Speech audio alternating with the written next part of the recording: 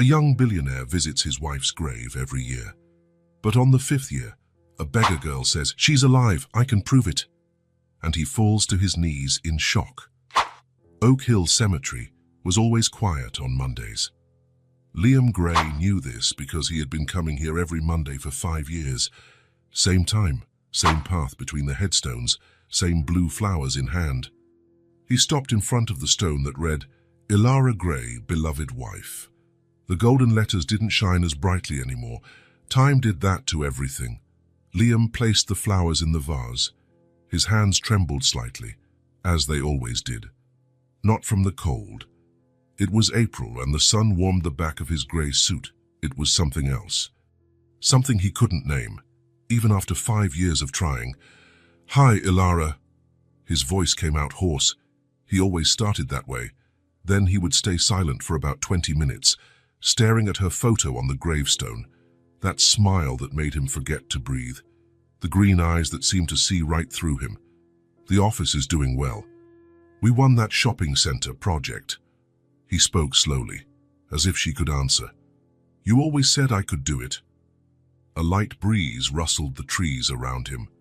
Liam closed his eyes. For a second, he almost managed to pretend she was there, listening. "I still don't know how to move on." The words came out softer now. "Everyone says 5 years is enough time. That you would want to see me happy.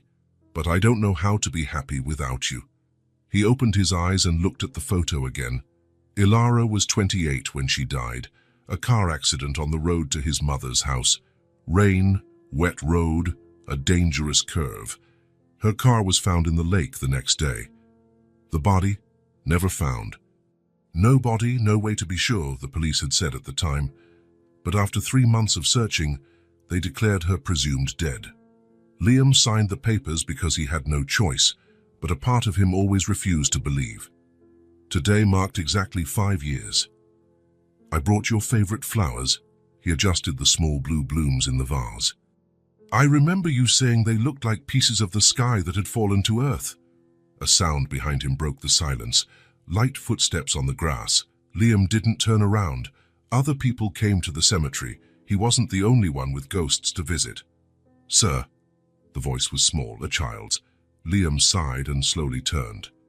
A girl stood a few feet away. Maybe 5 years old. Dirty clothes, disheveled dark hair, bare feet.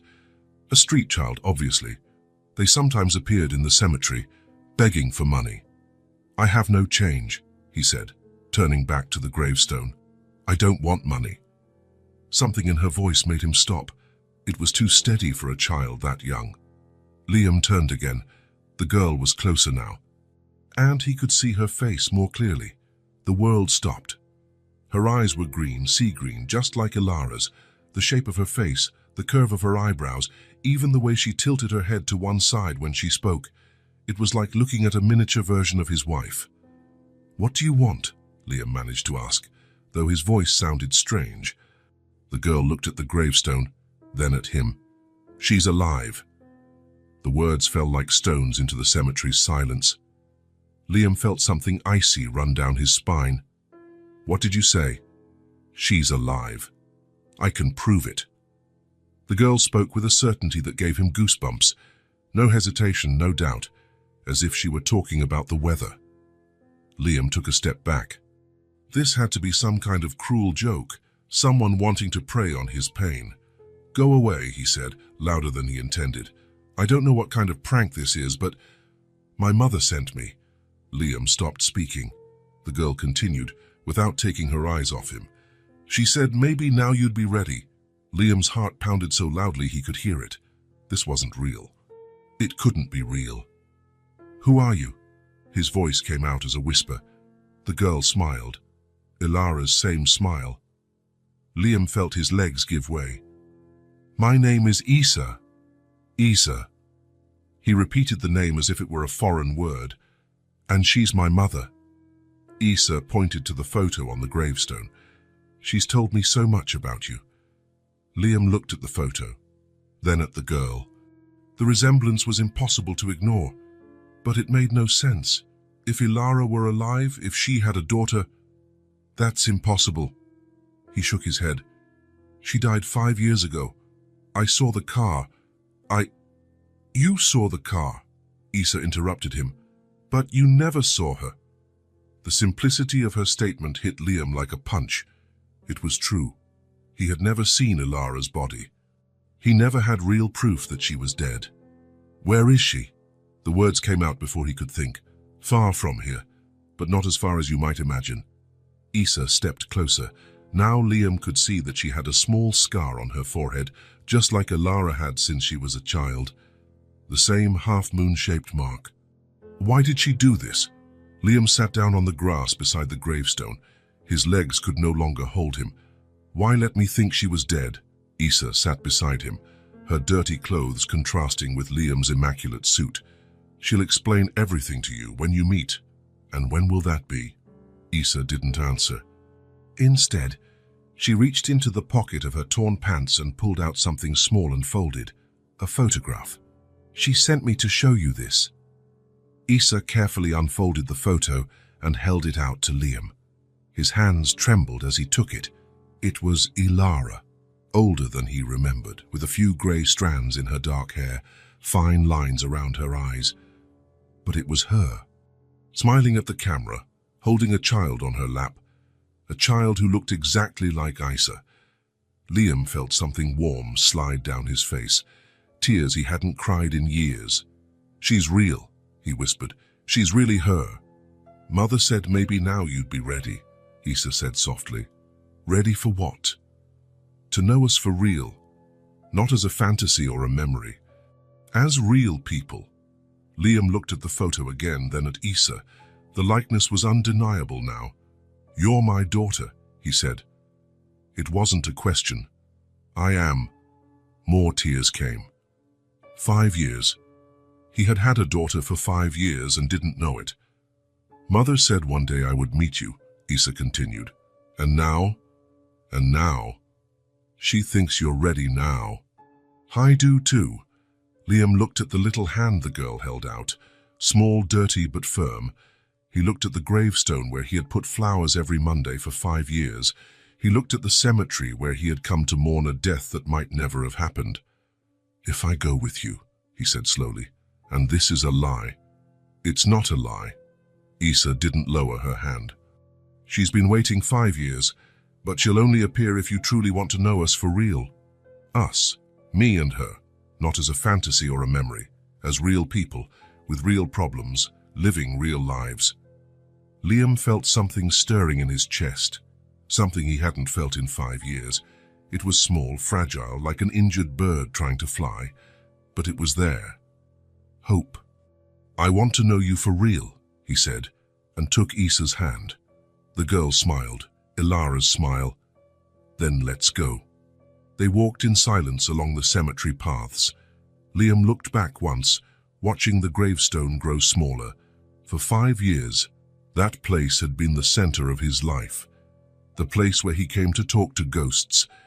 Now, for the first time, he was leaving it with someone alive. At the cemetery gate, Issa stopped. Before we go, she said, there's one thing you need to know. What? Mother isn't the same person you remember. 5 years have changed her, changed everyone. Liam nodded. I'm not the same either. I know that's why she thinks now might work. And you? What do you think? Issa looked at him with those all-too-familiar green eyes. I think everyone deserves a second chance, even people who pretended to be dead. Liam almost smiled. Almost. Where do you live? He asked. On the streets. For a while. Alone? Not exactly alone.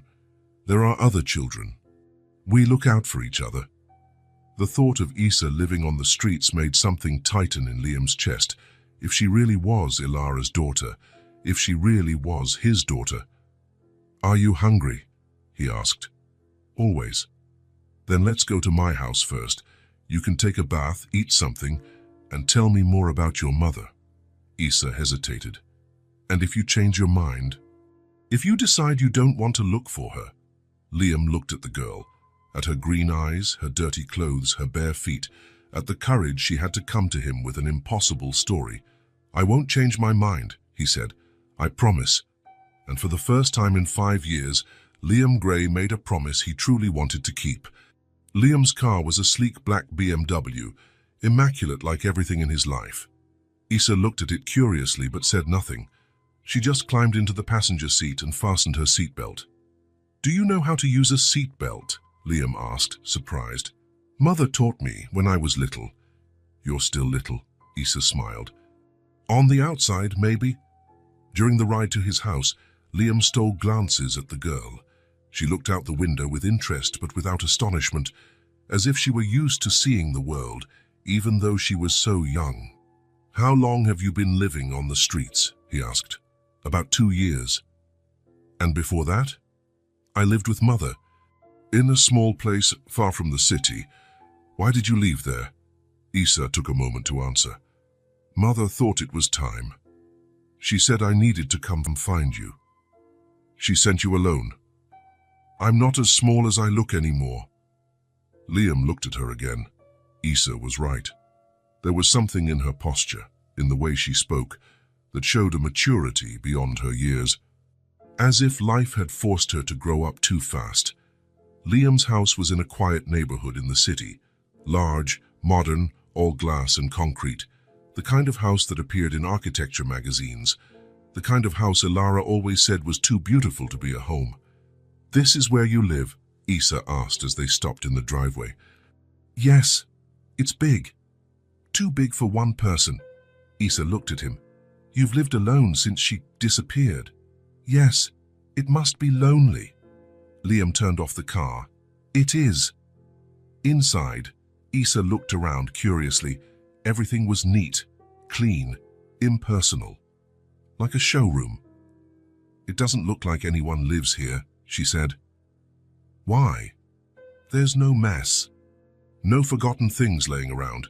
No life." Liam saw the house through Issa's eyes. She was right. In the last 5 years, he had lived like a ghost. Come, sleep, leave. Never really inhabiting the space. "Do you want to take a bath?" he asked. Issa nodded. "It's been a while." Liam led her to the guest bathroom and fetched some clean towels. He looked for clothes that might fit her, but everything was far too big. "For now you can wear this shirt," he said, handing her a basic white t-shirt. "Tomorrow we'll buy clothes that fit." "Are you sure," Issa asked, "that you want to help me?" "I'm sure." While Issa bathed, Liam went to the kitchen. It had been a long time since he cooked for more than one person. Actually, it had been a long time since he cooked at all. He usually ate sandwiches or ordered in, but today was different. Today he wanted to make something special. He found eggs in the fridge, bread in the pantry. He decided to make scrambled eggs with toast. Simple, but made with care. When Issa came downstairs, she was wearing his shirt like a dress.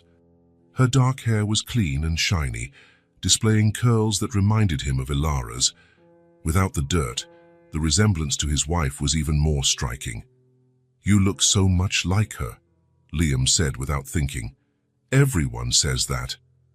Issa sat at the kitchen table. It was a large lightwood table that normally sat empty.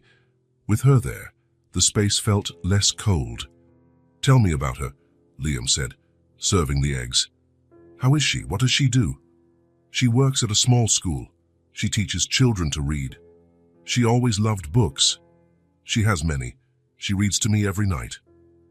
Liam felt a pang. Ilara reading to her daughter every night. A simple, beautiful routine he never got to see. "And is she happy?" Issa chewed slowly before answering. "She smiles, but sometimes she's sad." "Why?" "She'll explain when you meet." "When will we see her?" Liam asked.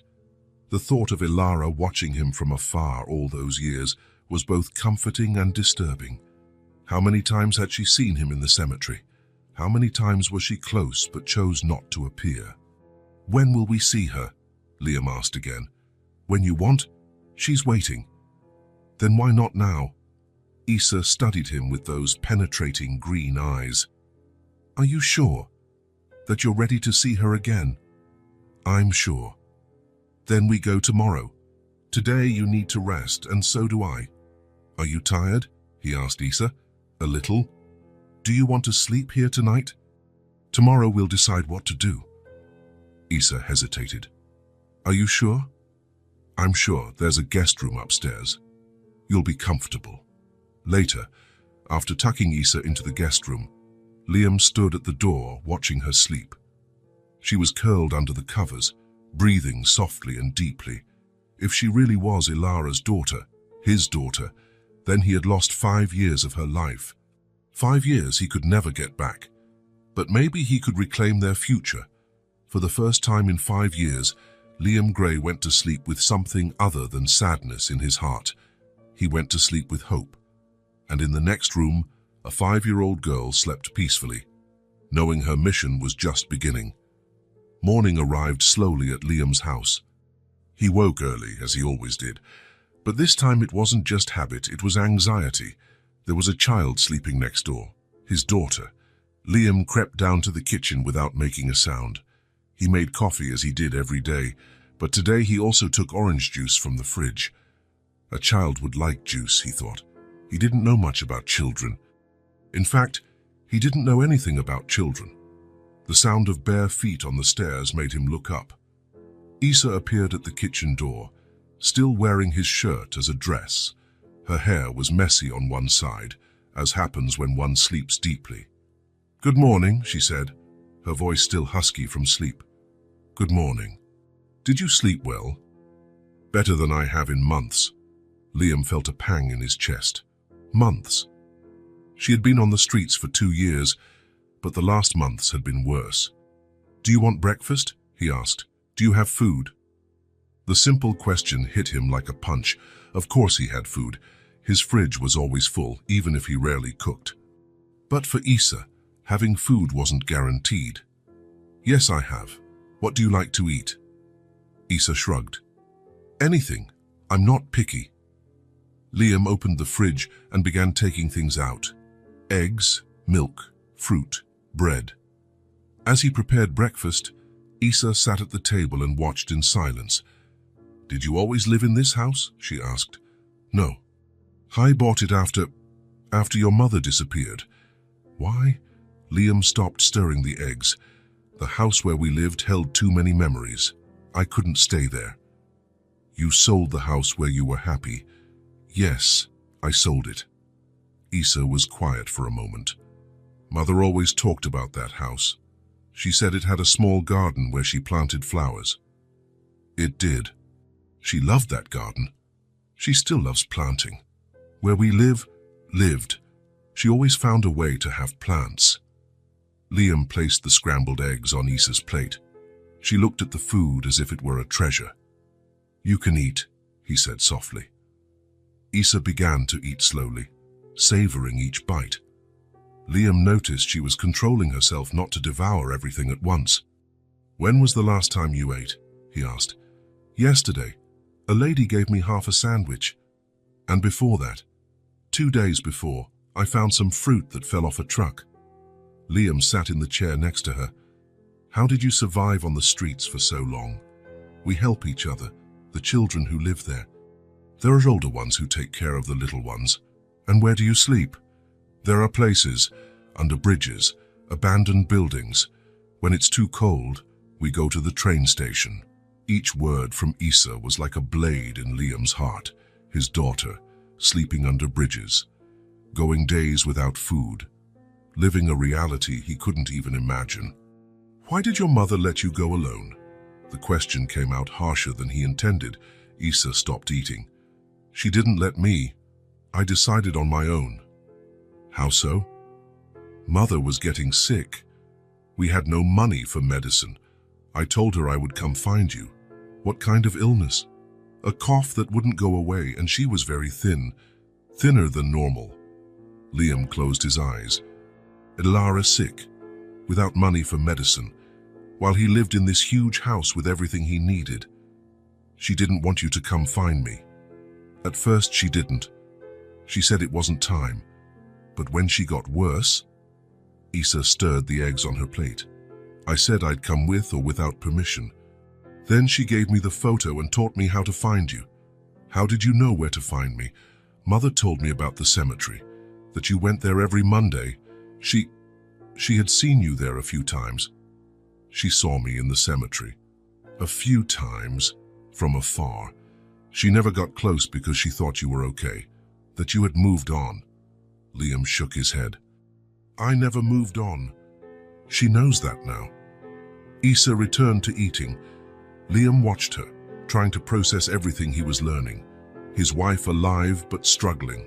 His daughter on the streets, taking care of herself at 5 years old. What was your life like, he asked, before you went to the streets? Issa's face lit up a bit. It was simple.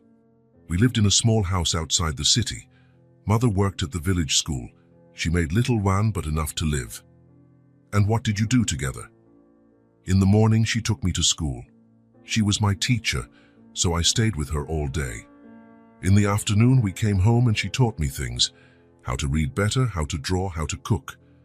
Liam could imagine the scene. Ilara and Issa in a small kitchen, making food together. A simple life, but full of love. And at night?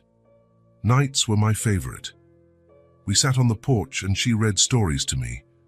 There was a rocking chair she found abandoned. We fixed it together. What kind of stories? All kind. She had many books. She said she brought some from the old house where we lived. Liam remembered Ilara's books. She had hundreds of them. She always said books were her best friends. Some days we only had bread, but she made it feel like a celebration, Issa continued, a small smile on her face. She would warm the bread in the oven and spread butter. She said it was a queen's feast. Issa's voice grew softer, more tender. Mother always managed to make everything feel special, even when there was almost nothing. Liam felt his eyes burn. Ilara, going through hardships, but shielding her daughter from the harshness of reality, turning scarcity into abundance through love. She'd talk about me, he asked, all the time. She said you were the kindest man she ever met, that you designed beautiful houses and had gentle hands. Gentle hands?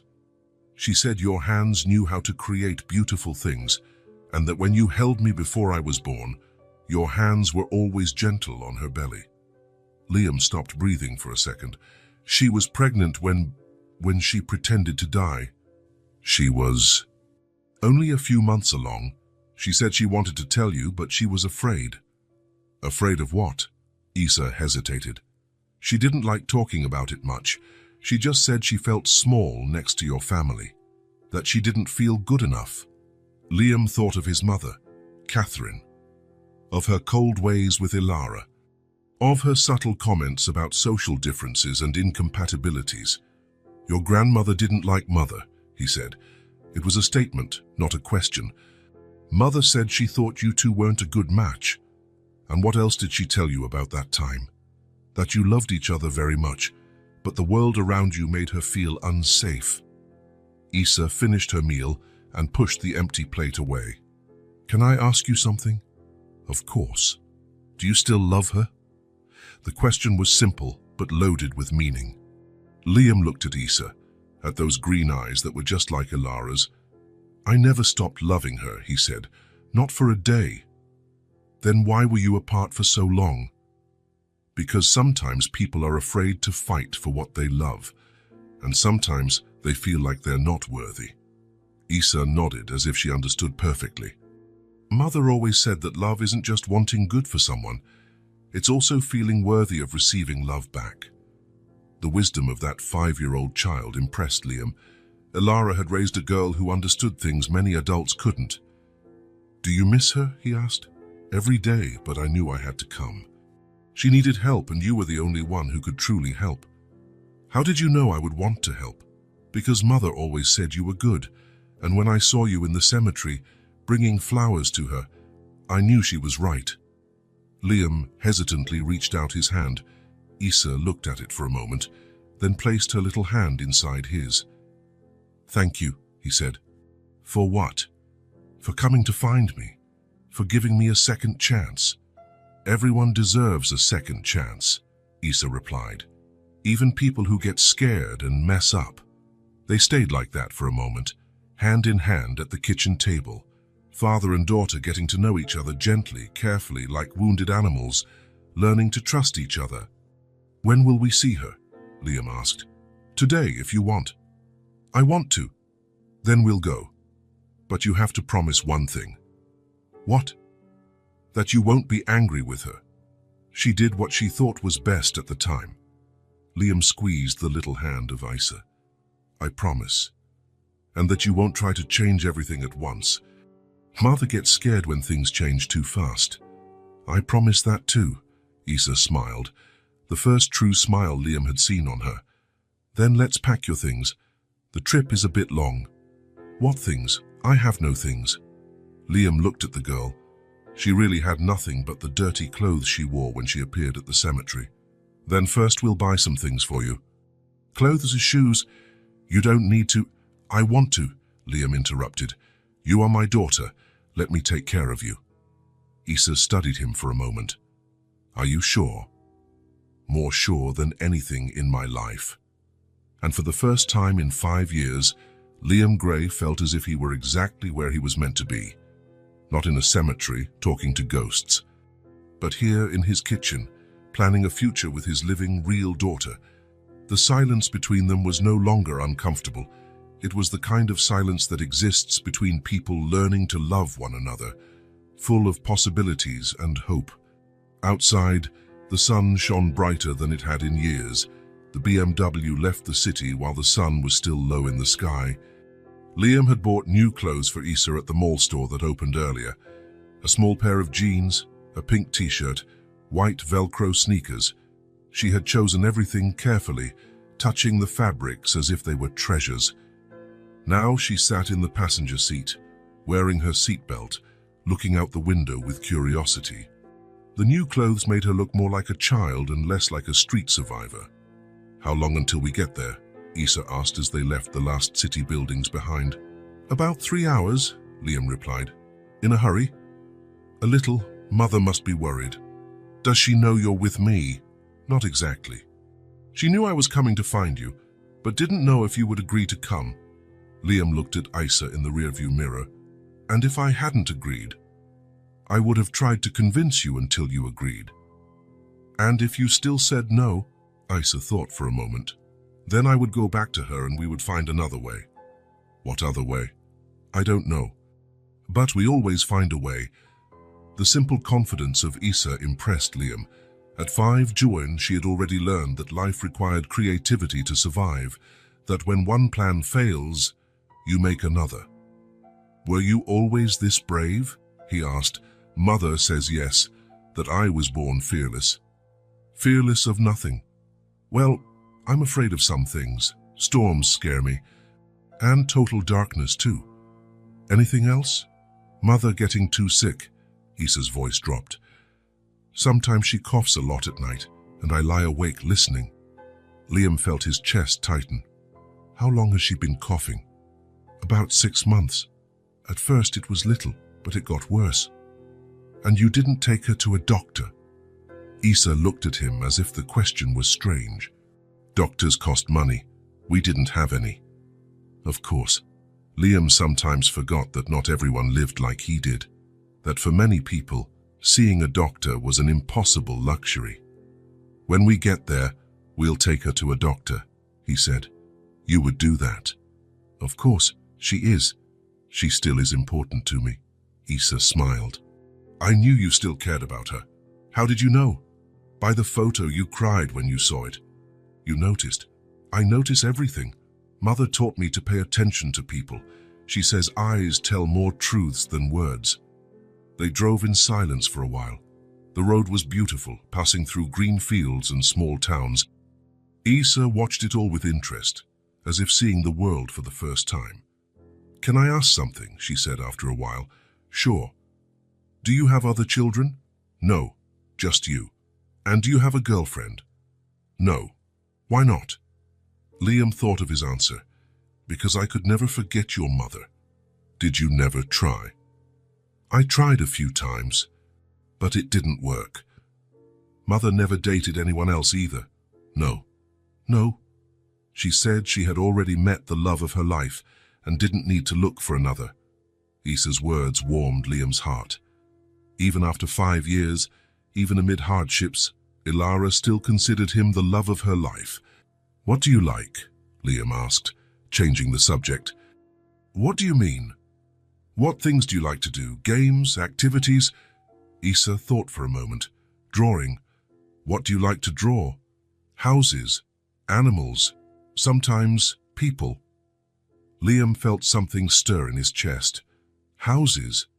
Yes, I draw different houses. Some big, some small, some with gardens, some with porches." "I'm an architect," Liam said, trying to sound casual. Issa turned to look at him. "Really?" "Yes, I draw houses too, only they actually get built." "I guess I take after you," she said, smiling. And then it happened. Liam smiled back. Not the polite smile he used at work, or the sad smile he showed when someone tried to comfort him. It was a different smile. Warm, genuine, full of paternal pride. It was the smile of a father discovering a connection with his daughter. "Do you have drawings with you?" he asked. "I didn't bring any. They're back home. When we return, will you show me? You really want to see them?" "I really do." Issa settled back into her seat. "Mother always said you would like my drawings. She talked about me often, all the time. She told me stories about when you lived together, about trips you took, movies you watched." "What kind of stories?" "She liked to talk about the day you met. She said you were in a bookstore and she bumped into you and knocked over a pile of books." Liam remembered that day perfectly. Ilara had turned red with embarrassment, apologizing as she gathered the books. He had offered to help, and they ended up talking for 2 hours right there among the shelves. "And what else did she tell you?" "About Sunday mornings, how you two would stay in bed late, reading the newspaper and having coffee." She remembers that. Remembers everything. The way you made scrambled eggs, the perfume you wore, the brand of coffee you bought. "And what else did she tell you about me?"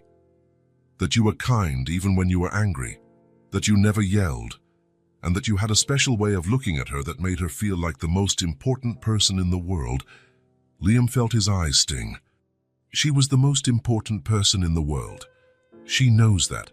That's why it hurt so much to leave. Do you understand why she did it?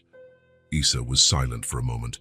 "I understand that sometimes people do the wrong things for the right reasons." "And what was her right reason?" "She wanted to protect you." "And me." "Protect from what?" "From having to choose between her family and the family you already had." Liam thought of his mother, of the constant pressure, of comments about Ilara not being suitable for the Grey family. "I would have chosen you," he said. "She knows that now. But at the time, she was scared and pregnant and felt very small. You're very wise for a 5-year-old. Mother says I grew up too fast, that she wanted me to be just a child for longer. And you? What do you want?" "I want us to be a family, the 3 of us together." The simplicity of Issa's wish touched Liam deeply. It wasn't complicated. She didn't want wealth or luxury. She just wanted a complete family. "Do you think that's possible?" he asked. "I do, if everyone wants it." "And do you think everyone wants it?" "I want it. Mother wants it, even though she's scared. And you. And me. You wouldn't have come if you didn't want to." They stopped at a gas station to fill up and buy snacks. Issa picked a packet of cookies and a juice box. Liam noticed how she held the items carefully, as if they were precious. At the cashier, she was quiet while he paid. Outside, she asked, "Why did you buy these things for me?" "Because you were hungry." "But you barely know me." Liam crouched to her level. "I may not know you yet, but you're my daughter. And parents take care of their children, even when they only find out they have children yesterday. Especially then." Issa hugged him suddenly, a quick but tight hug. "Thank you," she whispered. Back in the car, they continued the journey. Issa ate the cookies slowly, savoring each one. Liam realized she still wasn't used to having guaranteed food. "We're almost there," she said as they began to pass through a more rural area. "How do you know?" "I recognize the road. Mother brought me here a few times. She brought you to see me? No, just to see the places you used to visit. Liam looked around. They really used to come to this area on weekends. Ilara liked the fresh air and tranquility. Are you nervous? Isa asked. A little, and you? Me too, but it's a good kind of nervous. How do you mean? It's like when you know something very good is going to happen, but you're not sure how it will be. Liam smiled again. That new smile, full of fatherhood. You're right. That's exactly it. The road began to narrow, passing by small farms and simple houses. The sun was higher now, warming the day. At the next bend, Isa said, you'll see the sign for the village. Liam felt his heart race. In a few minutes, he would see Ilara again. After 5 years believing she was dead, he would finally look into her eyes once more. Do you think she'll be happy to see me? He asked. Isa looked at him with those familiar green eyes. I'm sure she will. And when the sign for the small village appeared on the road, Liam knew his life was about to change completely again. This time, for the better. The village was small, dirt roads, simple houses, some children playing in the central square. The kind of place where everyone knows everyone, and life moves slowly. Liam drove cautiously, following Isa's directions. His daughter was restless in the seat, looking around everywhere. It's there, she said, pointing to a light blue house at the end of the street. Teacher Clara's house. Teacher Clara. That's the name Mother uses here, Clara Santos. Ilara had changed her name, of course. To fake her death, she needed a new identity. Liam stopped the car in front of the house. It was small, simple, but well cared for. It had a porch with 2 wooden chairs and a small garden with flowers, blue flowers. She still plants the same flowers, he murmured. She said they reminded her of someone special. Isa jumped out of the car even before he turned off the engine. She ran toward the house, her new sneakers crunching on the dirt. Mother, she shouted. Mother, I brought him. The front door opened and a woman appeared on the porch. Liam felt the world stop. It was Ilara, thinner than he remembered, with shorter hair and a few grey strands that weren't there 5 years ago. But it was her. The same green eyes, the same gentle smile, the same way of tilting her head when she was surprised. Isa ran to her and threw herself into her arms. Ilara hugged her tightly, but her eyes were fixed on Liam. Liam stepped out of the car slowly, as if he were dreaming. Each step toward the house felt like an eternity. Ilara set Isa down and took a step forward, then stopped. As if an invisible wall kept her from moving closer. They stared at each other for long seconds. 5 years of longing, pain, and unanswered questions hung in the air between them. Tears began to spill down Ilara's face, silent, like a gentle rain. You came, she said, her voice trembling. She brought me, Liam replied, looking at Isa. Isa stood between them, looking from one to the other, as if she were a human bridge connecting 2 people who loved each other but had been lost to each other. I told him you were alive, Isa said. I showed him the photo. Ilara looked at her daughter, then at Liam again. You believed her? At first I didn't. I thought it was some kind of cruelty. And now I'm here. Ilara wiped her tears with the back of her hand. Come in, please. Inside, the house was even smaller than it looked from the outside. A living room, a kitchen, 2 small bedrooms, everything clean and organized but simple. Very different from the large and modern house where Liam lived. There were books everywhere, on shelves stacked on the floor, on the table. Ilara had always been that way, surrounded by books as some people are surrounded by expensive furniture. Would you like some coffee? Ilara asked, her hands trembling slightly. I would. Isa sat on the small sofa, watching the 2 adults move around the house like cautious dancers, each aware of the other's movements. How did you find me? Ilara asked as she prepared coffee.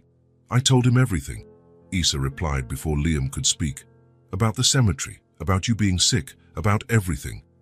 Ilara looked at her daughter with a mix of pride and concern. You shouldn't have come alone. But I did. And it worked. It worked. Ilara looked at Liam. It worked. Liam nodded. She stayed at my house last night. Ate well. Slept in a real bed. Thank you, Ilara said quietly. You don't have to thank me. She's my daughter. The words hung in the air. My daughter. Liam had said it with a certainty that warmed Ilara's heart and frightened her at the same time. They drank their coffee in silence. Issa told her mother about her new clothes, about Liam's big house, about the food he had made for her. He made scrambled eggs just like you used to, she said excitedly. Just the same way. Ilara smiled. He's always been good at cooking. You remember, Liam said. It wasn't a question. I remember everything. After coffee, Issa said she wanted to show her drawings to Liam. She ran to the bedroom and came back with a folder full of papers. Look, she said, spreading the drawings on the table. These are the houses I told you about. Liam looked at the drawings carefully. They were simple, done with colored pencils and markers, but there was something special about them, an intuitive understanding of proportion and space that impressed him. She has talent, he said to Ilara. She really does. She's always drawn since she was little. I think she takes after me, Issa said, repeating the phrase she had said in the car. Ilara looked at Liam, then at her daughter. I think so too. The afternoon passed slowly. Issa showed him the entire house, told him about the school where Ilara worked, about the friends she had in the village. Liam listened to everything, but his eyes always returned to Ilara. She was different, not just thinner or with different hair. There was a serenity in her that hadn't existed before, as if the 5 years had taught her to find peace within herself. But there was also a fragility. Liam noticed how she coughed discreetly, how she avoided taking deep breaths, how her hands trembled when she thought no one was looking. When dusk fell, Issa said she was tired. Ilara tucked her into bed and stayed in the room for a while, speaking softly to her. Liam waited in the living room, looking at the books on the shelves. Many he recognized. They were books Ilara had had when they lived together. She's asleep, Ilara said as she returned to the living room. It was a long day for her. For all of us. Ilara sat in the armchair, keeping some distance from him. Do you want to know why? I do. Where do I start? At the beginning. Ilara took a deep breath, and Liam realized how much effort it cost her. I was never accepted by your mother, you know that. I know. But it was worse than you imagined. She didn't hide that she thought I wasn't good enough for you, that our social difference would end up destroying our marriage. Liam closed his eyes. She never should have said that to you. But she did, several times, and I began to believe it. Why? You knew I loved you. I knew that. But love sometimes isn't enough. I felt small in your family, out of place, as if I was always trying to prove I deserved to be there. Ilara stopped to cough, a dry cough that made her bend over slightly. You okay? Liam asked, leaning forward. I'm okay. Just let me continue. All right. So I discovered I was pregnant. Those were the best and worst days of my life at the same time. Why? Because I wanted so much to tell you. I dreamed of your reaction, of what our family would be like. But at the same time, I was afraid of your mother's reaction, afraid that a child would make everything more complicated, afraid that you would feel trapped. Liam shook his head. I never felt trapped with you. I know that now. But at the time I was full of insecurities. Ilara stood and went to the window. She looked out at the dark village street. That day, when I left home, I had decided I was going to tell you about the pregnancy when I returned. I even thought about what I would say. What happened then? The car. On the road, it started making strange noises. Then the brakes failed on a curve. Liam felt his stomach drop. You were hurt. Not much. I got out before the car sank into the lake. But I hid, watching the firefighters arrive, people searching. Why? Why didn't you come forward? Ilara turned to look at him. Because at that moment, watching all that chaos, I realized I had a chance. A chance to disappear before things got too complicated. Complicated how? Liam, I would have to tell your mother I was pregnant. I would have to face pitying looks from your friends. I would have to live always justifying myself, always trying to prove I deserved to be in your life. Liam rose to his feet. You deserved it. You always deserved it. I know you believe that, but at the time I couldn't believe in myself. Then you took advantage of the accident to pretend you were dead. I took advantage of the scare and vanished. I didn't run from you, Liam. I ran from a world that erased me. Ilara's words echoed in the small room. Liam understood then. She hadn't run from him. She had run from the constant pressure of not feeling good enough. And then I came here. I got new documents, invented a story about being widowed. I got a job at the village school. I raised our daughter. Alone. Alone. They were silent for a moment. The weight of 5 years of absence between them. Do you know the pain you caused me with your absence? Liam asked, his voice low but full of emotion. Ilara turned to face him fully. I know. Isa told me you went to the cemetery every Monday, that you never stopped loving me. Then why didn't you come back? Because the longer time passed, the more impossible it seemed. How could I show up after 1 year, 2 years, 5 years? How could I explain that I let you suffer for so long? You were scared. I was terrified, afraid you would hate me, afraid you had moved on, afraid that our daughter wouldn't be welcome in your life. Liam took a step toward her. Do you know what it's like to hide your daughter because she wouldn't be welcome? His words hit her like a blow. Ilara covered her face with her hands. I didn't know if you would want her. I didn't know if your family would accept her. My family? Liam laughed bitterly. Ilara, my family is you and Isa. Always was. And your mother?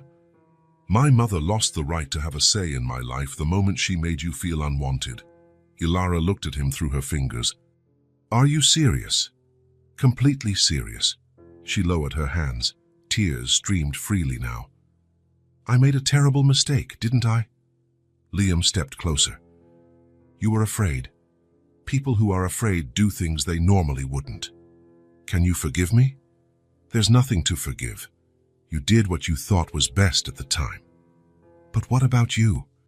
All that suffering? The suffering is over. You're alive. We have a beautiful, smart daughter. The rest will rebuild. Ilara looked at him as if she was seeing a ghost. Do you really want to try again? I want to spend the rest of my life making up for the 5 years we lost. And if it doesn't work, if we're too different now, then we'll find out together. But this time, we'll face the problems together too. Ilara took a hesitant step toward him. Are you sure? I'm more sure than anything in my life. She came closer.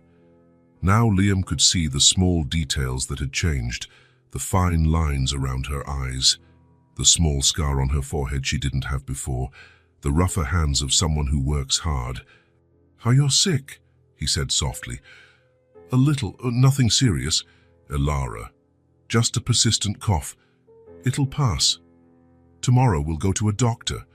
You don't have to. You do. You're too important to me to take any chances. She smiled through her tears. You still think I'm important? In response, Liam extended his hand, as he had with Isa in the cemetery, as he had when they were young and in love.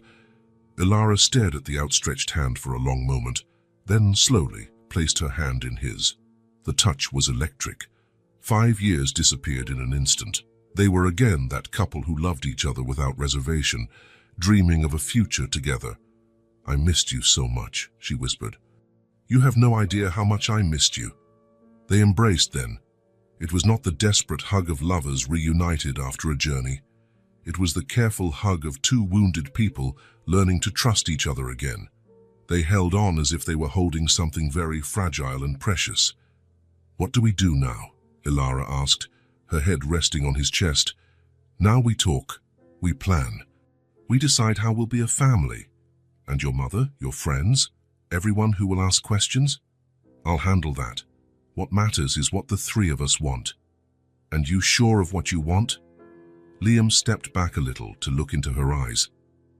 "I want to wake up every day knowing that you and Issa are safe and happy. I want to watch our daughter grow. I want to grow old by your side. I want a second chance to be the man you deserve. You've always been the man I deserved. I just couldn't see it. Then let's see it together now." Ilara smiled, the first true smile since he arrived. "All right, all right, all right. Let's try." From the small bedroom came a muffled sound. Issa coughing. Ilara immediately let go of Liam. "She sometimes coughs at night. She must have inherited it from me." Liam followed Ilara to the bedroom. Issa was asleep, but restless. Ilara adjusted the covers and stroked her daughter's hair until she calmed down. "She is perfect," Liam whispered. "She is. Despite everything, she grew up perfect. Because of you. You did an amazing job. I tried, but it was hard alone." "You're not alone anymore." Ilara looked at him. "Promise. I promise." They returned to the living room. It was late, but neither wanted to sleep. There were 5 years of conversation to catch up on. "Where do you want us to live?" Liam asked. "I haven't thought about that yet." "Do you like it here?" "I like it. It's simple but peaceful. Issa has friends. I like my job." "Then we can stay here, or split time between here and the city." "You would do that? Leave your life in the city?" "My life is where you two are." Ilara gently touched his face. "How can you say that after all I put you through?" "Because I love you, I always have. And now we have a chance to make it work for real."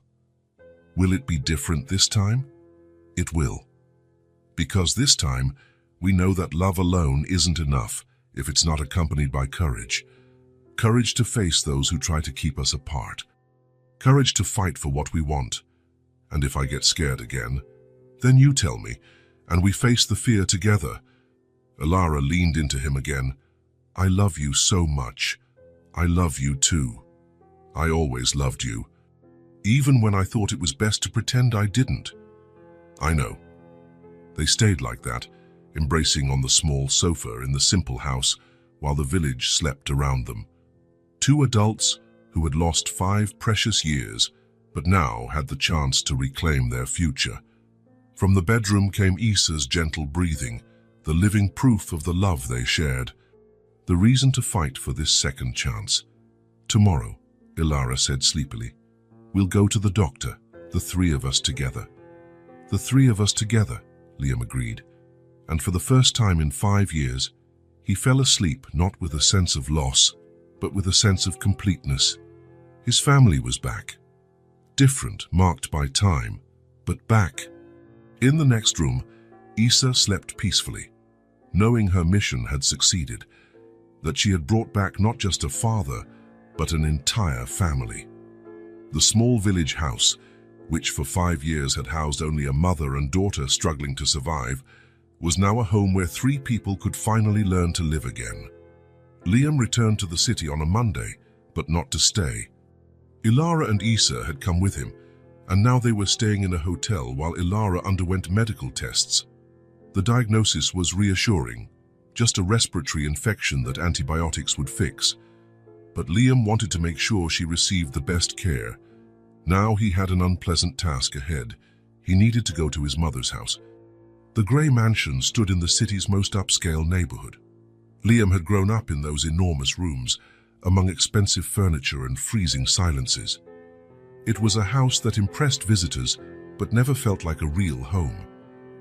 Catherine Gray was in the living room when he arrived, as she always was at that hour.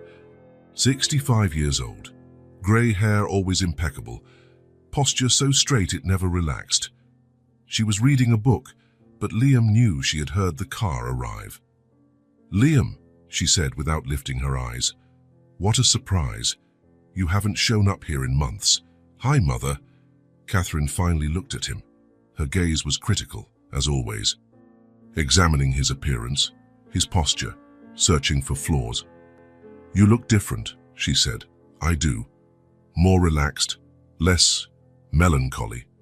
Liam sat in the armchair facing her, the same armchair where he used to sit as a child, interrogated about school grades or misbehavior. "I have good news," he said. "What kind of good news?" "Ilara is alive." Catherine stopped breathing for a second. The book slipped from her hands and fell into her lap. "What did you say?" "She didn't die in the accident. She's alive, and I found her." Catherine quickly composed herself. She was a woman used to controlling her reactions. "That's impossible.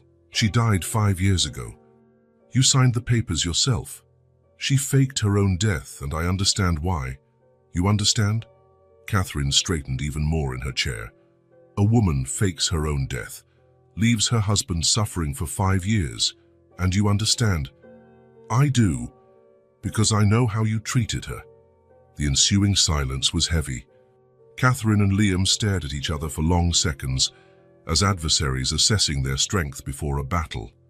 "I never treated that woman badly," Catherine finally said. "Never treated her badly. You just made it clear she wasn't welcome in this family. She wasn't suitable for you, Liam. And you know that." "Suitable according to whom?" "According to any person with common sense. You came from completely different worlds." Liam stood up from the armchair. He could no longer remain seated. "So what? I loved her. She loved me. Isn't that enough?" "Love doesn't pay bills, Liam. Love doesn't maintain social standing. Love doesn't build empires." "Empires?" Liam laughed sharply. "What are you talking about?" "I'm talking about the Grey name, about the company your father built, the position our family holds in this city." "And what does that have to do with Ilara?" Catherine rose from her seat as well. Even at 65 now, she was still imposing. "It has everything to do with it. A wife reflects her husband. And that woman has a name, Ilara. Ilara, then, she lacked the education, elegance, refinement required to be a Grey's wife." "Refinement," Liam echoed the word with disgust. "You're talking about refinement regarding the kindest, smartest, most loving woman I ever met. Kindness doesn't compensate for a lack of class, Liam. And class doesn't compensate for a lack of humanity, Mother." Catherine looked at him as though he had committed a blasphemy. "Don't give me that. I dedicated my entire life to building something for you to inherit. The company, the social standing, the right connections. I never asked for any of that. You didn't have to ask. It's yours by right. It's your legacy. And if I don't want that legacy?" "What do you mean?" Liam took a deep breath. The moment of truth had arrived. "Ilara and I have a daughter, Issa. She's 5 years old." Catherine recoiled as if struck. "A daughter?" "A beautiful, intelligent daughter who draws houses like I used to when I was a kid. You're sure she's yours?" Catherine's question was like a blade. Liam felt anger rise in his chest. "Don't you dare question that." "Liam, think carefully. A woman who lies about her own death is capable of—" "Stop." Now, Catherine saw something in her son's face that made her fall silent. "Issa is my daughter, and Ilara is the woman I love. We will rebuild our family." "And where exactly do you intend to live? How do you intend to live?" "That's none of your business." "Of course it's my business. You're my son. You have responsibilities." "My only responsibilities are to my wife and daughter." Catherine walked to the window, turning her back to him. "Are you going to throw it all away?" she asked, her voice lower. "That legacy drove me away from the only woman who truly loved me. Liam, be reasonable. Think about what you're doing." "I am thinking. For the first time in 5 years, I am thinking clearly." Catherine turned to him again. There was something different on her face. Fear, perhaps. "If you do this, if you choose her over the family—" "Over the family? Mother, Ilara and Issa are my family. You know what I mean." "I do. And my answer is the same." Catherine approached him. "For the first time, Liam saw vulnerability in her eyes. "You are my only son," she said, her voice cracking slightly. Liam looked at her. The woman who raised him, educated him, dedicated her life to shaping the man she thought he should be, but who never tried to understand the man he truly was. "And yet you lost me," he said calmly. The words fell like stones in the silent, elegant room. Catherine opened her mouth to speak, but no sound came out. "You lost me the moment you made Ilara feel unwanted," Liam continued. "You lost me when you put appearances above your own son's happiness. Liam, I got lost because I wanted to live a life I chose, not the life you chose for me." Catherine sat down heavily on the armchair. For a moment, she seemed smaller, more fragile.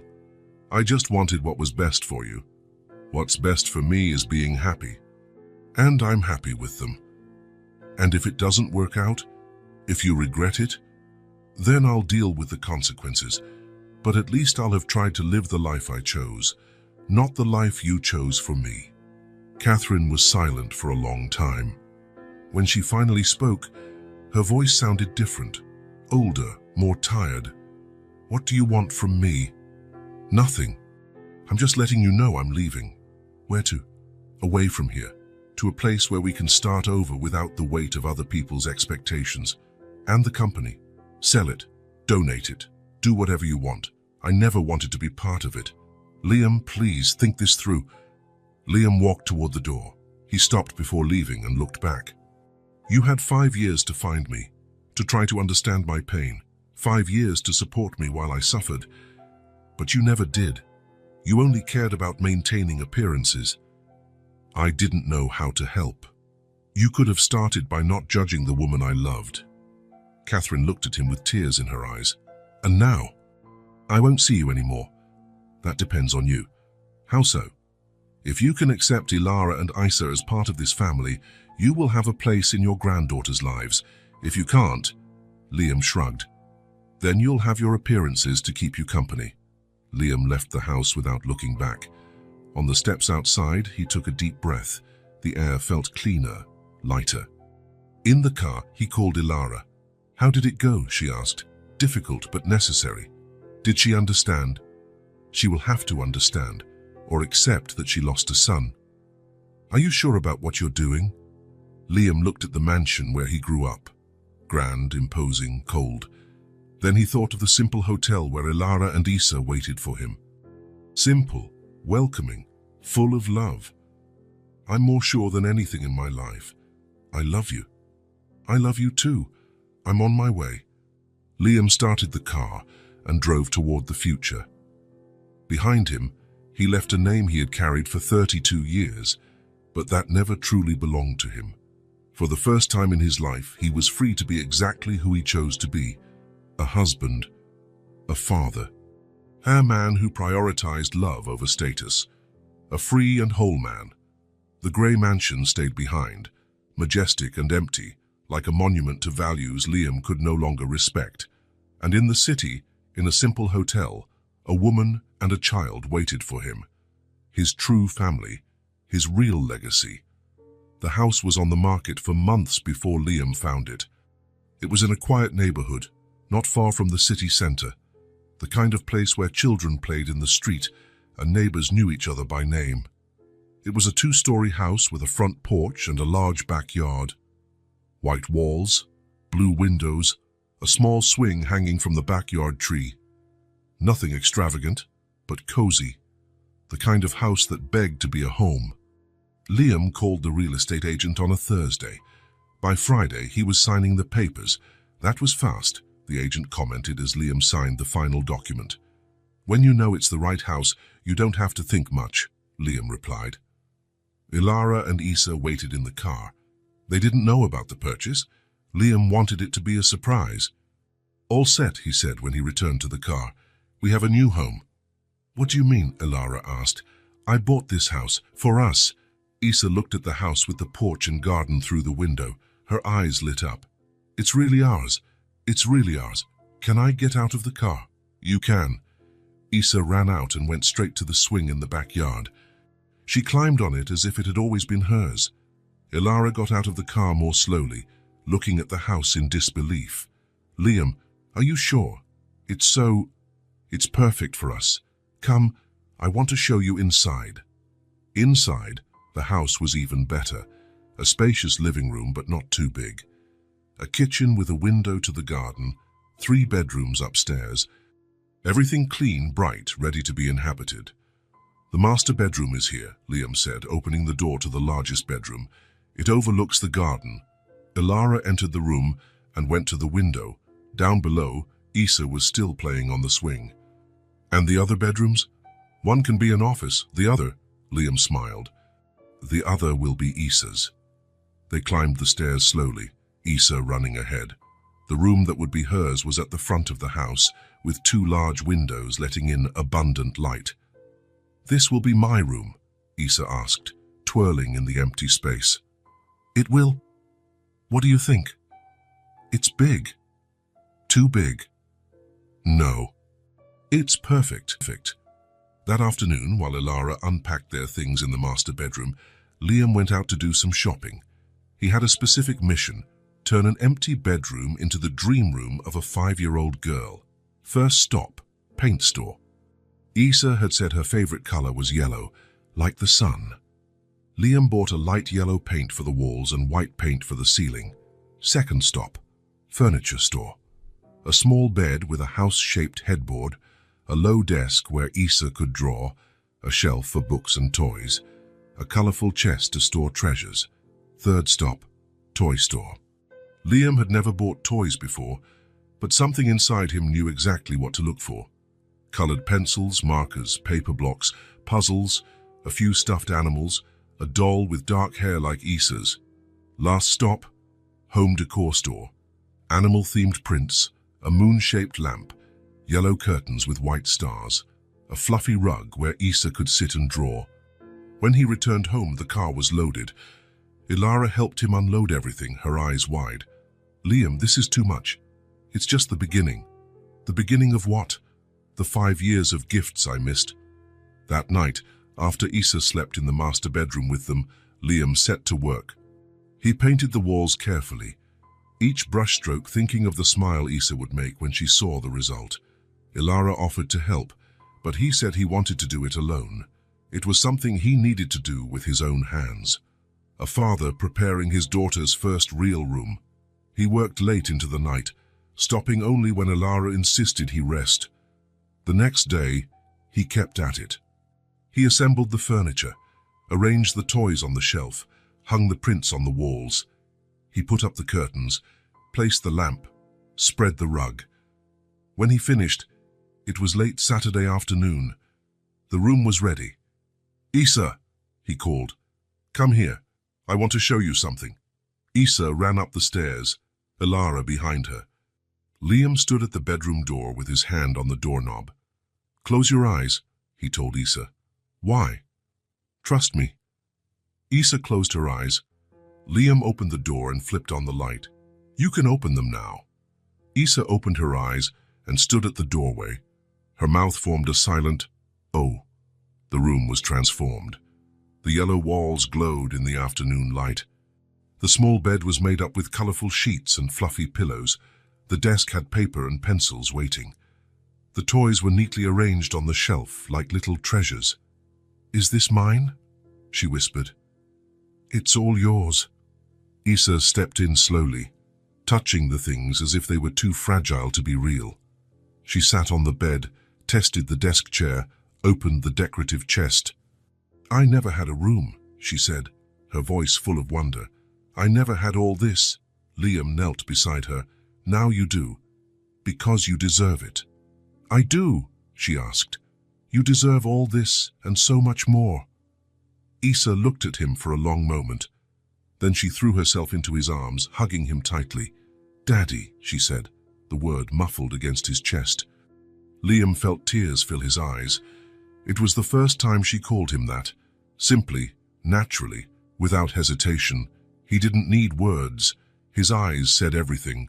The love, the gratitude, the promise that he would never let her lack anything again. Ilara stood in the doorway, watching the scene with tears in her eyes. When Issa finally released her hug, She ran to show every detail of the room to her mother.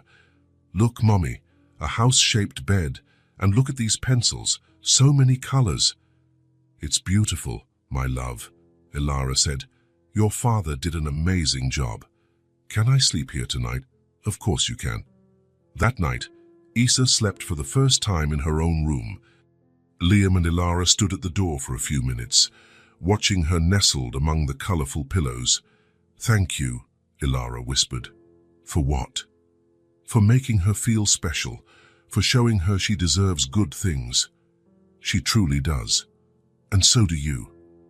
In the following days, the house came alive. They woke to the smell of coffee made by Ilara, had breakfast together at the kitchen table. Issa ate cereal from a pink bowl Liam had bought especially for her. After breakfast, as Liam worked from home, he had decided to be a freelance architect to have more flexibility. Issa spread herself out on the living room rug with her drawings, paper and pencils everywhere, her tongue sticking out when she was focused. "What are you drawing today?" Liam would ask. "A new house," was usually the reply. "What does it look like?" "Big enough for a whole family, with a porch to sit on and a garden to play in." Liam smiled. Issa was drawing their house. After lunch, it was nap time. Not that Issa would admit to napping. She said she was resting her eyes. Liam carried her to the bedroom, covered her with a blanket, and she slept clutching her new doll. These were Liam's favorite moments. The house was quiet. Ilara napped in their bedroom, and he could work in peace. But he also had to check on Issa, just to make sure he wasn't dreaming, that they were actually here. In the afternoon, when Issa woke, it was time to show her drawings to Liam. She'd come running down with the papers in hand. "Daddy, look what I made." Liam dropped everything to look. He studied each line like the architect he was, but commented with the heart of a father. "This window here is perfect. And look how you detailed the garden. You think I draw well? I think you have a lot of talent, and that you'll be an amazing architect if you want to be. Like you. Better than me." Issa smiled and ran to show her drawings to Ilara. That night, after dinner, they sat on the porch. Issa on the swing, Liam and Ilara in the chairs they had bought for it. They talked about the day, weekend plans, about nothing and everything at the same time. "This house is beautiful," Issa said one of those nights, swinging slowly. "It is," Ilara agreed. "It's ours," Liam said, looking at the two most important people in his life. Ilara looked at him, then at Issa. She saw something beautiful happening between father and daughter. A connection being built drawing by drawing, conversation by conversation, hug by hug. She saw how Liam looked at Issa when the girl wasn't paying attention, with admiration, with tenderness, with a paternal love that grew each day. She saw how Issa sought Liam whenever she wanted to show something important, how she had begun to call him Daddy naturally, without effort. The two of them were a bridge, connecting the wounded past with a hopeful future, healing each other's wounds just by being in each other's lives. "You know what I like most about this house?" Issa asked. "What?" Liam and Ilara asked in unison. "That it has space for everyone to be happy at the same time." It was a simple observation from a 5-year-old, but it carried a deep wisdom. Liam's old house was large but cold. The little village house was cozy but too small for big dreams. This house was different, large enough to breathe, yet small enough to feel intimate. It had spaces to be together, and spaces to be alone when needed. It was a house for a family. "Can I ask a question?" Issa said one morning while drawing on the rug. "Sure," Liam replied, looking up from his laptop. "Did you always want to have children?" The question took him by surprise. "I did. Especially after I met your mother. And now that you have a real daughter, is it how you imagined?" Liam closed his laptop and sat on the floor beside her. "It's better." "Why?" "Because I didn't know I would enjoy seeing you draw so much, or hearing your questions, or discovering how you think. And I didn't know I would enjoy having a daddy so much," Issa said, still drawing. "You didn't?" Mother always said you were special, but I thought she was exaggerating because she loved you so much. And now I think she wasn't exaggerating at all." Liam smiled and tousled her hair. "Hey, you're special too, you know. Am I? The most special girl in the world. More special than all the other kids. To me, yes. To me, you're one of a kind." Issa stopped drawing and looked at him. "Daddy?" "Yes?" "Thank you for giving me a room." "You're welcome. And thank you for giving me a family. Thank you for letting me be part of your family too." That afternoon, Ilara was in the kitchen preparing dinner when she heard laughter from the living room. She peered around the door and saw Liam and Issa on the floor, both drawing. Issa was teaching Liam how to draw a butterfly. "No, Daddy, the wings have to be symmetrical. Like this. Better. Now draw the antennae. Is this good?" "Perfect. You're learning fast." Ilara leaned against the doorframe, watching. She saw a connection forming that moved her. Liam had adapted to fatherhood as if he had always known how. And Issa had embraced his presence as if he had never been absent. They were a bridge, the two of them. A bridge over the 5 lost years. A bridge between what was and what could be. "Dinner," she called. "We're coming," Issa replied. "Just teaching Daddy to paint first." "Is Daddy learning fast?" Ilara asked. "Yes. He's almost as good as me." "Almost," Liam protested playfully. "Okay, you're good, but I'm still better." "For now," Liam said. "But I'm practicing." "You can practice after dinner," Ilara said. "Let's eat." During dinner, Issa talked about the drawing she was making for Father's Day at school. "I'm going to draw you, me, and Mommy in our new house," she said. "With the garden and the porch and everything." "And what are you going to write?" Ilara asked. "I'm going to write my family is perfect." Liam and Ilara exchanged glances. Perfect was a strong word. They knew they weren't perfect. They were still learning to be a family, still had insecurities and fears. But maybe perfect wasn't about having no problems. Maybe perfect was about having people who love you despite the problems. "And is it?"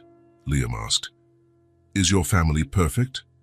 "It is," Issa replied without hesitation, "because we have everything a family needs." "And what does a family need?" "Love, a home, and time together." Simple as that. In a 5-year-old's mind, a perfect family was love, a home, and time together. Nothing more complicated. After dinner, they sat on the porch as they always did. The garden was blooming nicely with the flowers Ilara had planted. Blue flowers, like the ones Liam used to bring to the cemetery. "You know what I think?" Issa said, swinging on the swing. "What?" Liam asked. "That we've always been a family. We just didn't know it." "How do you mean?" "Mother always talked about you, you always thought about her, and I always existed. We were just in different places." Ilara smiled. "You're right. And now we're in the same place." "And now we're in the same place," Liam agreed. Life began to bloom for real in that house. Not just survival, as they had done for the last 5 years, but truly living, waking up with joy, going to sleep grateful, finding reasons to smile in the small moments of each day. The house with a porch and garden became the home none of them had imagined possible. The dream room of Issa became a symbol that dreams could indeed come true. And a family once separated by fear and misunderstandings finally learned that love, accompanied by courage and honesty, was truly enough to build anything, even a second chance. 3 months after moving in, the house had found its rhythm, not the hurried rhythm of the city or the survival pace that Ilara and Issa knew so well. It was a new rhythm, gentle, made of small moments that added up to entire days of happiness. Liam woke up first, as he always had. But now, instead of dressing quickly to escape the silence of the house, he would go down slowly to the kitchen and make coffee for 3. The aroma would waft up the stairs and wake Ilara. She would come down in a robe, still sleepy, and they would have their first cup together in silence, looking out at the garden through the window. Issa was always the last to wake. She would appear in the kitchen in pajamas, with messy hair, seeking a lap before seeking food. Liam would lift her into his arms and she would laugh, still drowsy. It was his favorite sound in the whole world. "Good morning, princess," he would say. "Good morning, daddy," she would reply, snuggling into his arms for her glass of milk. After breakfast, each would go about their day. Liam to his home office, Ilara tending to the garden or reading on the porch, Issa drawing in the living room or playing in the backyard. But they always reunited for lunch. It was Ilara who started. She would enter the kitchen and begin pulling ingredients from the fridge. Liam would appear shortly after, offering to help. Issa would come last, dragging a chair to reach the sink and wash the vegetables. "I can cut the tomatoes," she always said. "You're only 5, Liam would protest, almost 6. "And mother taught me." Ilara would nod, and Liam would hand Issa the small knife, always keeping an eye on her. They cooked together. Ilara seasoned. Liam stirred the pans. Issa washed everything they dirtied. 6 hands working in harmony, 3 people creating something together. "How about pasta today?" Ilara would suggest. "With tomato sauce," Issa would add. "And cheese," Liam would add. "Lots of cheese," they would say together, laughing. It was simple, but there was something magical in that simplicity, in the way Issa rose onto her tiptoes to stir the sauce, in the way Liam guided her hand over the spoon, showing her the right movement, in the way Ilara watched the two of them and smiled. After lunch, while Ilara rested, Liam and Issa did the dishes together. She would sit on a stool next to the sink, soaping the dishes while he rinsed. "Daddy, can I ask something?" "Always." "Are you happy?" The question, out of nowhere, caught him off guard. "I am very happy." "Why?" "Because you smile differently now." "Differently how?"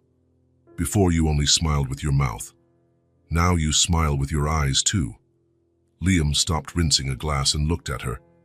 "And you? Are you happy?" "I am. Mother is too." "How do you know?" "She hums while she cooks. She only does that when she's truly happy." On Saturday afternoons, when the weather was nice, they had picnics in the backyard. Ilara spread a blanket under the tree. Liam carried the basket with sandwiches and fruit. Issa brought her drawings to show. They sat on the grass and ate slowly, unhurried. Issa talked about the friends she made at her new school. Ilara talked about the books she was reading. Liam shared stories about the projects he was working on. "I'm designing a house for a family with 3 children, he said during one of those picnics. "What will it be like?" Issa asked. "Big, with 4 bedrooms, a playroom and a large yard. Like ours." "Bigger than ours." Issa thought for a moment. "I like ours the way it is." "Why?" "Because it's big enough for us not to bump into each other, but small enough for us to always find each other." Ilara smiled. "She's right." "Our house is perfect just as it is," Liam agreed. After the picnics, Issa played on the swing while Liam and Ilara sat on the blanket, talking or simply enjoying the silence. Sometimes, Ilara rested her head on his shoulder and they just watched their daughter play. "I never thought it could be so simple," she would say. "What? To be happy? I thought happiness was always complicated, full of conditions. Isn't it?" "No. It's this. You, me, her, sun on our faces, grass under us." Liam kissed the top of her head. "It's more than I ever dreamed of having." On Sunday mornings, they stayed in bed until late. Issa would appear in their room and snuggle between them, still in pajamas. The 3 of them would talk or play with no rush to start the day. "What time is it?" Ilara would ask without opening her eyes. 9:30, Liam would reply. "It's still early." "It is," Issa agreed, snuggling closer between them. They stayed like that for another hour, sometimes 2, just enjoying being close, the warmth of their bodies under the covers, the feeling that they were a real family. When they finally got up, they made a special breakfast. pancakes in fruit, freshly squeezed juice. They ate on the porch, still in pajamas, listening to the birds in the garden. "Sunday is the best day," Isa would always declare. "Why?" Liam would ask, even though he already knew the answer. "Because no one is in a hurry to go anywhere." During the week after dinner, they created a ritual. Ilara would play soft music on the kitchen radio. Liam would bring in the laundry from the line. Isa would organize her drawings from the day.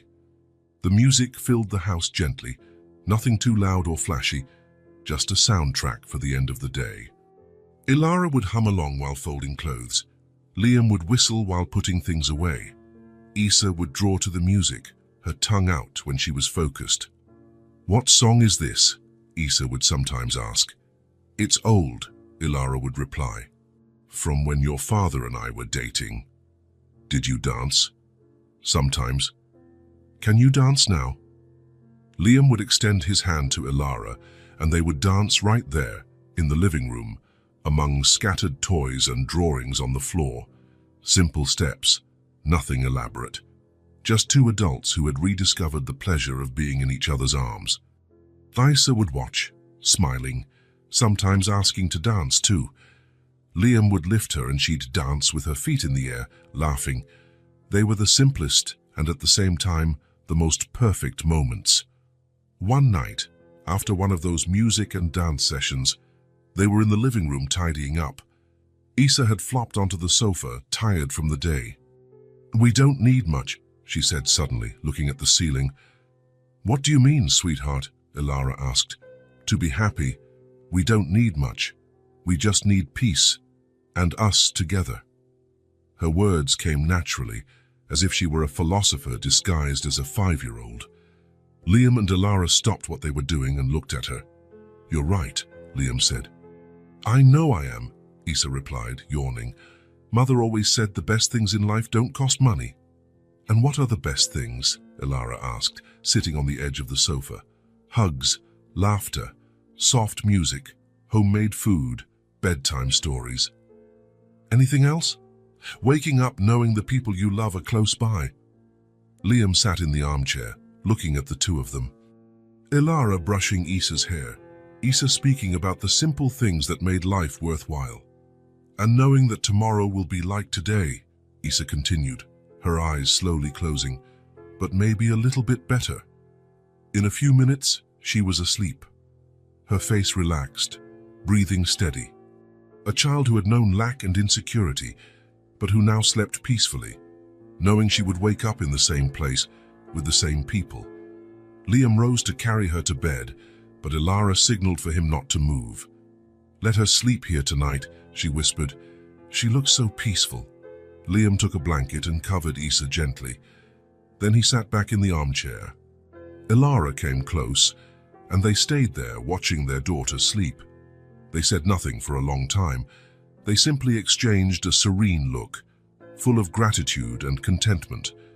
A look that said everything they needed to say, that they had found what they were searching for, that they were where they belonged, that they had everything they needed.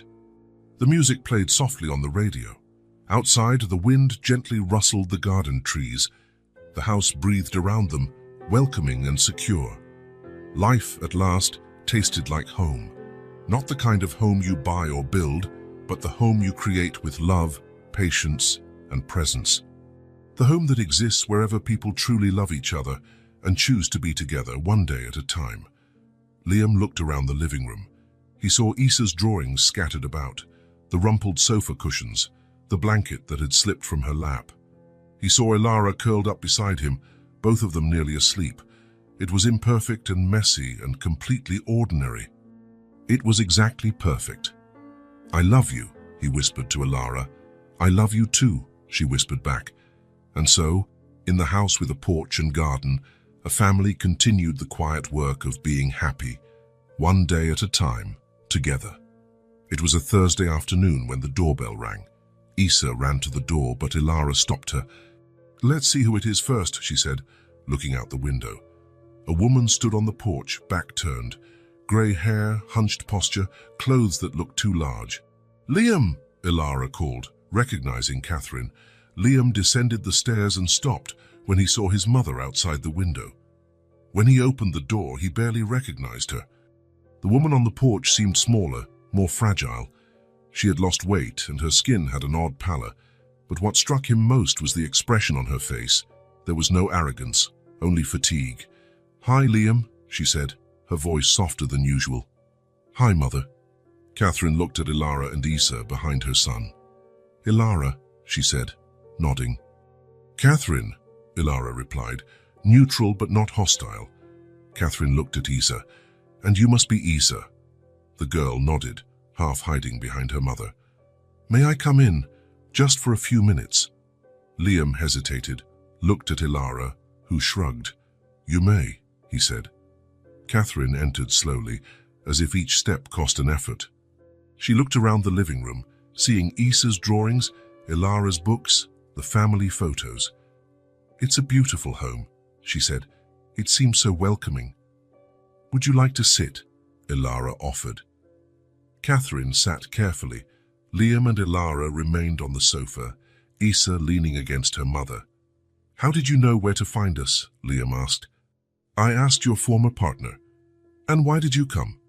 Catherine took a deep breath. "I didn't come to accuse, I came to ask." The phrase took Liam by surprise. His mother never asked for anything. "Ask for what?" Catherine looked at her hands. When she lifted her eyes, they were wet. "I'm sick," she said simply. The silence was heavy. Issa moved closer to Ilara, who pulled her into her lap. "What kind of illness?" Liam asked, softer. "Cancer. Pancreatic cancer. The doctors say I don't have much time left." Liam felt as though he'd been punched. "How long?" "A few months, maybe a year." Ilara hugged Issa instinctively. "And I don't want to spend my remaining time alone," Catherine continued, her voice breaking. Liam looked at her, truly fragile now. "Mother, I was wrong, Liam. I was so wrong." Tears began to fall. "I spent so much time worrying about appearances that I forgot what truly mattered." She looked at Ilara, then at Issa. "I forgot that you deserved to be happy. That love was more important than status." Ilara felt her eyes sting. "But I don't want to die as someone who only knew how to push away," Catherine continued. "I want to try to be different, if you'll let me." Liam looked at Ilara. She nodded slightly. "What exactly are you asking?" he asked. "For a chance to truly know my daughter-in-law, to know my granddaughter, to try to be the mother you deserved. After everything, precisely because of everything, I know I cannot fix the past, but maybe I can at least not ruin the future." Liam looked again at Ilara, who nodded almost imperceptibly. "We won't erase what happened," he said slowly. "We won't pretend there wasn't hurt." Catherine nodded. "I understand. But if you want to stay in it slowly, you can try to be part of this." Catherine closed her eyes, relieved. "Slowly," she repeated. "I promise." Issa slipped from Ilara's lap and approached Catherine. "Grandma?" she asked. "Yes, I'm your grandmother." "Are you sad?" "I am, but also relieved." "Why?" "Because you let me come in." Even though I was hard to deal with, Issa thought, then ran to the garden. She returned with one of the blue flowers Ilara had planted and held it out to Catherine. "Everyone deserves love," she said firmly, "even those who take a long time to understand." Catherine took the flower with trembling hands. She looked at the 5-year-old who had just offered her more forgiveness than she deserved. "Thank you," she whispered. "You're welcome. Mother says flowers make people feel better. Your mother is right." Catherine looked at Ilara. "Thank you for raising such a wise child." "She truly is special," Ilara agreed. "May I visit you sometimes?" "You may," Liam said. "So maybe stay for lunch." "We prepare lunch with 6 hands here," Issa explained. "Now we can do it with 8 hands." Catherine laughed, a sound Liam hadn't heard in years. At the door, she turned one last time. Thank you for giving me a second chance. Everyone deserves a second chance, Issa said. After Catherine left, they stayed on the porch. Issa was in Liam's lap, drowsy. Are you sure about what we did? Ilara asked. I'm not, Liam replied. But our daughter was right. Everyone deserves love, even those who take a long time to understand. And if she can't change, then at least we tried, and Issa will know that we chose forgiveness. Daddy? Issa stirred. Yes, Princess. Do you think Grandma will enjoy visiting us? I think she will. And if she gets too sick, who will take care of her? Liam and Ilara exchanged glances. If she needs us, we'll help, Ilara replied. Good, because that's what families do. They take care of each other. And so, in the house with a porch and garden, a family reunited made room for one more person. Not because it was easy, but because it was right. Because forgiveness was the only way to turn wounds into healing. Life, which already tasted like home, now also tasted like redemption. And rediscovered time, whether much or little, was always enough to start over. The blue flowers in the garden swayed in the night breeze, as if dancing for joy. Flowers of forgiveness, flowers of hope, flowers of second chances. And inside the house, a family slept peacefully, knowing that love, when accompanied by courage to forgive, always finds a way to prevail.